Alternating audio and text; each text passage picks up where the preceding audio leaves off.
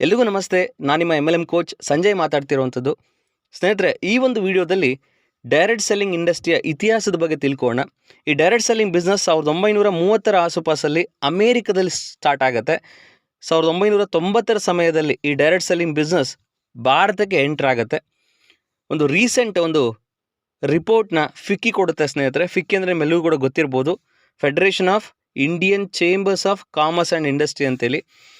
ಈ ರಿಪೋರ್ಟ್ನ ಪ್ರಕಾರ 2025 ಒಳಗಡೆ ಸ್ನೇಹಿತರೆ, ಈ ಡೈರೆಕ್ಟ್ ಸೆಲ್ಲಿಂಗ್ ಬಿಸ್ನೆಸ್ ಭಾರತದೊಳಗಡೆ 64,500 ಕೋಟಿಗಿಂತ ಹೆಚ್ಚು ವಹಿವಾಟನ್ನು ಮಾಡುತ್ತೆ ಅಂತೇಳಿ ರಿಪೋರ್ಟ್ ಮಾಡಿದೆ. ಅದರ ಜೊತೆಗೆ 1,80,00,000ಕ್ಕಿಂತ ಹೆಚ್ಚು ಭಾರತೀಯರಿಗೆ ಒಂದು ಸ್ವ ಉದ್ಯೋಗವನ್ನು ಕಲ್ಪಿಸಿಕೊಡುತ್ತೆ ಅಂತ ಹೇಳಿದ್ದಾರೆ ಸ್ನೇಹಿತರೆ. ಅದರಲ್ಲೂ ಕೂಡ ಒಂದು ವಿಶೇಷತೆ ಏನಂತಂದರೆ, ಈ 1,80,00,000 ಭಾರತೀಯರಲ್ಲಿ 60% ಲೇಡೀಸೇ ಇರ್ತಾರೆ ಅನ್ನೋದು ಒಂದು ಸಿಹಿ ಸುದ್ದಿ.